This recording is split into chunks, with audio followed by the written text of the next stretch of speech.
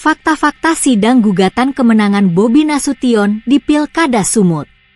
Sidang pemeriksaan pendahuluan sengketa Pilkada Sumut 2024 menggugat kemenangan Bobi Nasution Surya digelar Senin, 13 Desember 2024. Ini faktanya. Mahkamah Konstitusi, MK, telah menggelar sidang pemeriksaan pendahuluan terhadap sengketa pemilihan Kepala Daerah Sumatera Utara atau Pilkada Sumut 2024 yang diajukan pemohon Edi Rahmayadi Hasan Basri Sagala pada Senin, 13 Januari 2025. Sidang ini dipimpin Ketua MK Suhartoyo bersama Hakim Konstitusi Daniel Yusmik, P.Foeh, dan M. Guntur Hamzah. Dalam persidangan perkara nomor 247 PHPU Gubsisi 2025 yang menggugat kemenangan pasangan calon atau paslon gubernur dan wakil gubernur Sumatera Utara nomor urut 01 M. Bobi Nasution Surya, kubu Edi Hasan mempercayakan Bambang Wijoyanto dan Yance Aswin selaku kuasa hukum paslon nomor urut 02 itu. Tempo merangkum fakta-fakta sidang pemeriksaan pendahuluan terhadap sengketa Pilkada Sumut 2024. 1. Kubu Edi Rahmayadi Hasan Basri minta paslon Bobi Surya didiskualifikasi. Kubu Edi Rahmayadi Hasan Basri meminta kepada MK mendiskualifikasi Bobi Surya dalam Pilkada Sumut 2024. Menurut Bambang, paslon 01 diduga telah melakukan pelanggaran secara terstruktur, sistematis, dan masif. Dia menyebut ada cawe-cawe aparatur sipil negara untuk memenangkan menantu dari Presiden ke-7 Joko Widodo atau Jokowi itu. Menurut dia, keterlibatan aparatur negara itu diduga untuk memenangkan pasangan yang diikuti menantu Jokowi itu. Ada orkestrasi secara terstruktur, sistematis, dan masif yang melibatkan pejabat, kata Bambang Wijoyanto. Cawe-cawe itu, kata Bambang, juga dilakukan oleh pejabat daerah hingga penyelenggara pilkada. Bambang mengatakan ada kampanye terselubung yang dilakukan oleh penjabat Gubernur Sumatera Utara Agus Fathoni dengan menggunakan dana APBD.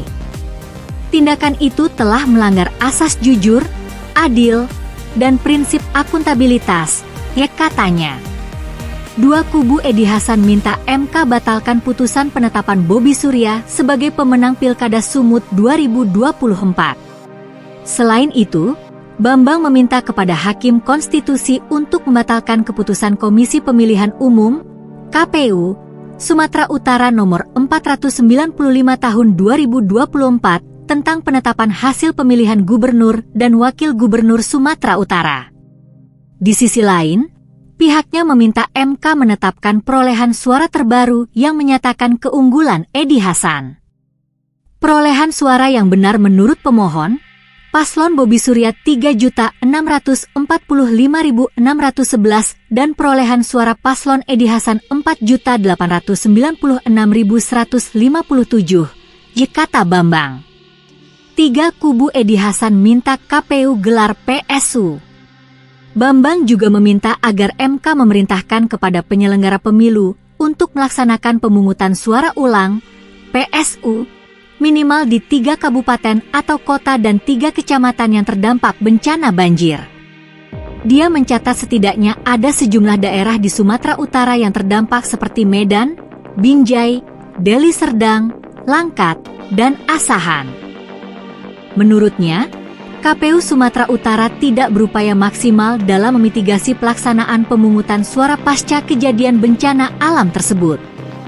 Padahal, kata dia, BMKG telah mengingatkan kepada penyelenggara pemilu ihwal potensi hujan lebat dan longsor. Bencana banjir dinilai telah menyebabkan tingkat partisipasi pemilih rendah. Bencana alam tidak cukup diantisipasi, sehingga terjadi pelanggaran atas prinsip aksesibilitas bagi pemilih, kata Bambang.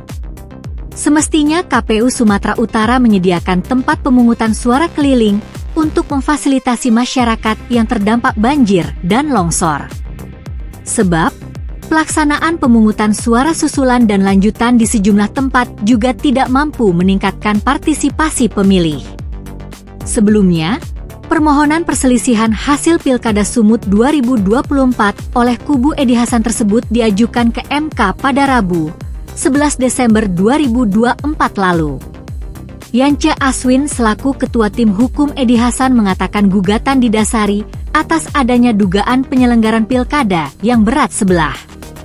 Yance menyebut, ada dugaan cawe-cawe yang dilakukan aparatur sipil negara hingga aparat penegak hukum yang disebut Parcok alias Partai Coklat.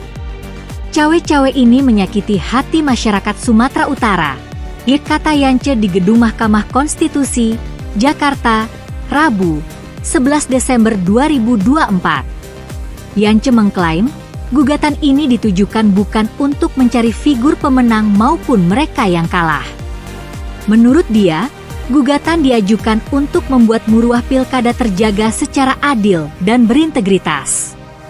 Apalagi, kata dia, pilkada yang semestinya menjadi momentum untuk memilih pemimpin yang berintegritas ternodai oleh adanya cawe-cawe dari pihak yang semestinya bersikap netral.